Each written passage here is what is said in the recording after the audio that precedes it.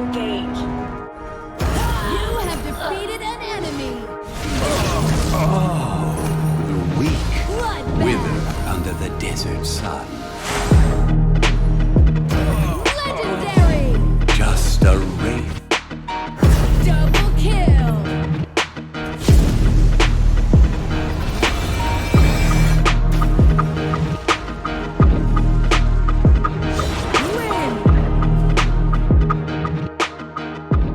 MOBA, a four-letter acronym that you've probably heard of before, at least in passing. But within the past decade, those four letters have exploded in the esports arena. And because of that, it's also created a very impressive investment opportunity for many people within that genre. But what is a MOBA? Now, for those who don't know, MOBA stands for Multiplayer Online Battle Arena. It's also known as an action real-time strategy, or ARTS, but MOBA tends to be its more dominant name. Now, these are subgenres of strategy games, specifically games where you're a pulled back camera angle looking down at a field and you get to see everything. You can move around, take a look in different spots. You tend to have limited view of the map based on where things are.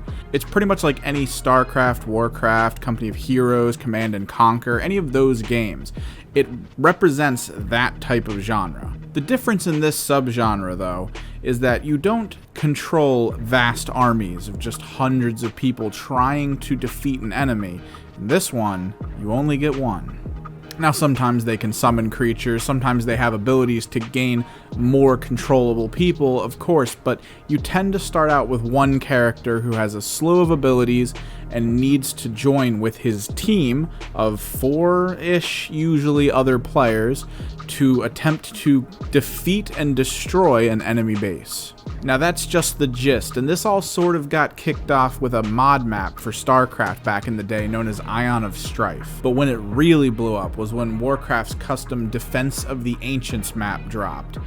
It changed the way people viewed this subgenre. Now, Defense of the Ancients took up a major chunk of at least 4 years of my life. I would go to LAN parties with friends. It was this extraordinary thing to pull us all together, to have these great 5-on-5 fights, and to experience probably some of the more interesting strategic combat games I've ever played.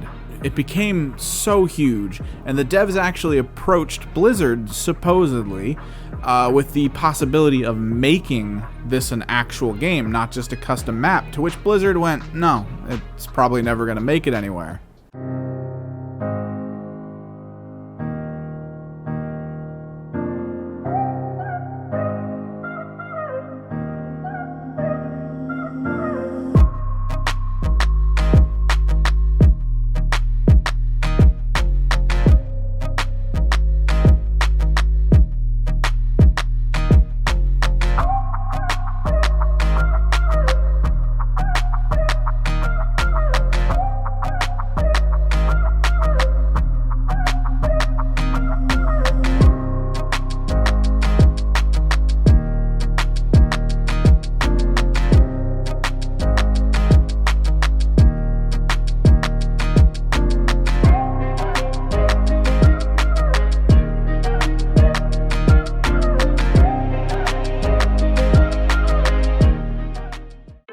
That was their mistake, I guess. Of course, after that, Defense of the Ancients found Valve, and that was after Riot released League of Legends, and that has been a whirling duel ever since. But since then, companies on the fringe, companies on the outskirts of this massive market possibility have been attempting to release the next hot MOBA. The next thing that's going to make us all drop what we're doing and go, we have to play this, it's going to be awesome. Or we have to watch this.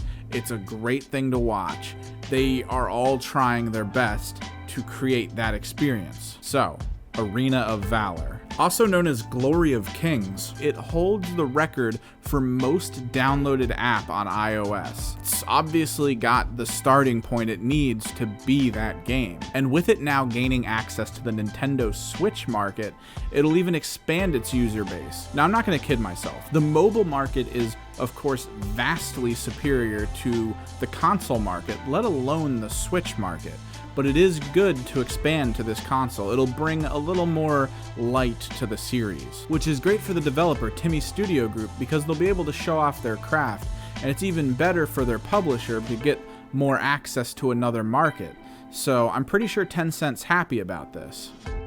I feel like my room just got a little bit colder, which honestly I don't mind. Now, if you're unfamiliar with Tencent, they're an investment holding company. They have a huge focus in tech. One of their earliest acquisitions was gaining majority stake in Riot Games, a company best known for developing League of Legends. You've probably heard of them stepping in to stop Vivendi from taking over Ubisoft. You might not know that they hold a minor stake in Epic Games. They've actually produced their own gaming platform. They have one of the largest instant messaging apps that exists on the planet. I mean, I've even watched comic book movies through to the end of the credits because, maybe bonus features.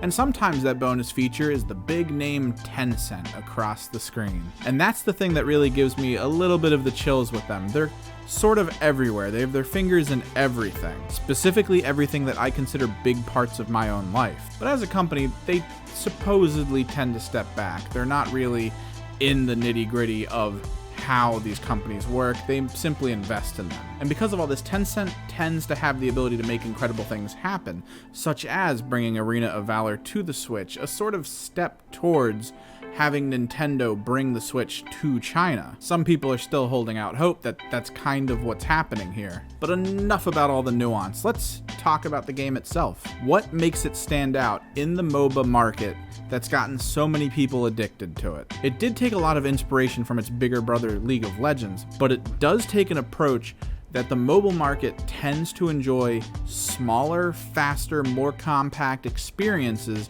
while on the go. Usually when you're pulling your phone out, it's only like 10-15 minutes. You're in a waiting room somewhere. You can't really invest time in something. And I've seen Dota matches go for hours.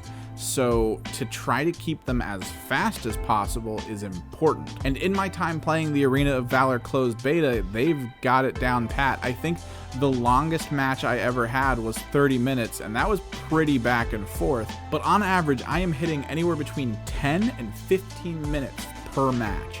That's impressive. It really adds that sense of urgency, that sense of let's just get it done. Let's do everything you can real fast and see if you win. And if you don't, you're not waiting 20 to 30 minutes for an enemy to finish you so you can finally go get a snack.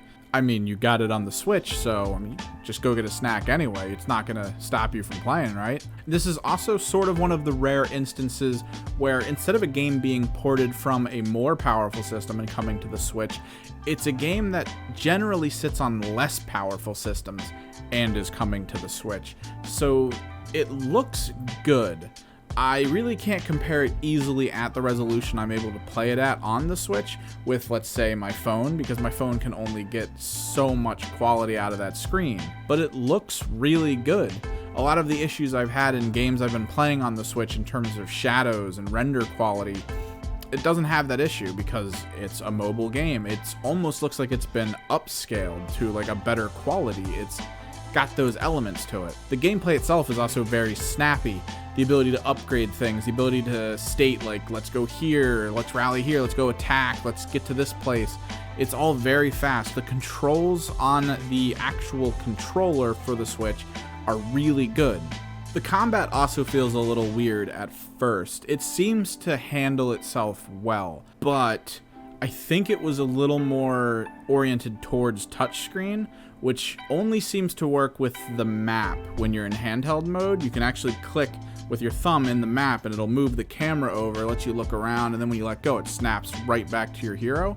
But when you're in combat, I can't specifically be like, I want to attack this little creature here to get some money over the hero, which is within range. Usually if you press attack, it will go to, you can set this sort of, the lowest health character or the nearest character, and then it tries to give priorities to the heroes that are near you. So I'll start attacking the hero instead, which usually it's what you want to do, unless you want the last hit. But the meta for this game, since it is League of Legends, is a little bit more loose as to how exacting you have to be with last hits. There's no denies, there's no creep wave blocking, there's none of that overly extra strategy that tends to kind of bog down games like Dota. And those games have even been shifting towards a meta where those aren't as important. And the online experience doesn't seem to have any issues, even though I appear to have had, I think it was like a 150 ms on average to the server, or to whatever player was hosting, depending on how they have it set up on the Switch. I never noticed any kind of lag, any kind of delay to my commands to my hero. It was all very snappy, very responsive. When I needed to use supers, it would use the super. It was never this moment of, please just work, I just want to kill this guy. So it's pretty solid. We'll have to see how it works out on release when, in games like this, the flood occurs, the servers are never ready, and we'll have a little bit of an issue probably for a day or two before they figure it out. Or maybe Tencent overestimates how many people are going to want to play this game, and it'll be the smoothest opening day experience. We'll just have to see when it comes out. Personally, I'm okay with the game. I love that most of the elements you would expect or demand from a game like this are there. Friends lists, a guild setup. Since it is a mobile game, there's a daily login bonus. There's missions you can achieve, team-based missions, individual missions. There's even specialty maps. Currently, for the closed beta, we have access to something called Hook Wars, which, if you're familiar with some of the old school MOBAs, you'd remember as these pretty impressive and insanely fun mini games. If not, it's basically just a bunch of people with a character that can chuck a hook across an open plane that can pull people at them and then kill them. And that's just the game. And if 2 hooks hit the same person, they just explode. It's awesome. So at its current state in the closed beta, it's almost promising. That's probably what I would put it at this point. They have to add a few more rotating modes. Currently, the Hook Wars only happens on the weekends, but there should be other modes than that, hopefully. They have a couple different 5v5 options. They've got some dueling, a 3-on-3, some good basics if you just want to play in specific ways. And the heroes that are already in this game are a good start. The problem is that with League of Legends, which is, I guess, their own personal competition, as well as Dota 2, those games have massive lists of intricate and impressive characters that all seem to have their own approach to strategy, whereas in Arena of Valor, it's a small list, and a few of them already feel very similar. Hopefully the team behind that gets a fire lit under them to really expand, to really test how these characters can work, because these types of games, MOBAs, they tend to live or die by the quality of the roster. If there's only so many heroes to pick, the interest in possible outcomes of what you're going to fight versus what kind of team you're going to play on, all of that, it limits itself too much.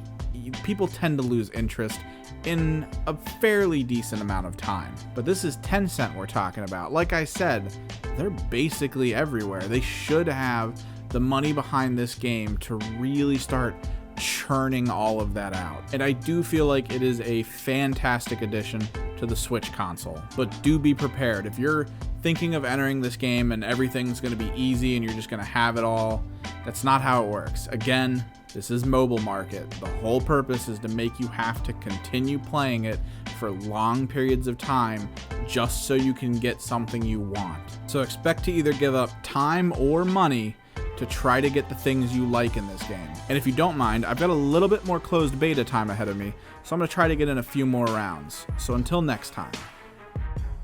Real quick before you go, if you would like, there's a sub button up here somewhere. It's blinking. You can hit that. You know, thumbs in the corner. Don't know what they do really. And hopefully in the description below, we remembered to put a link to our merch. You can check that out if you like. I mean, you can watch me keep playing this game if you want. You know, you probably got other things to do though.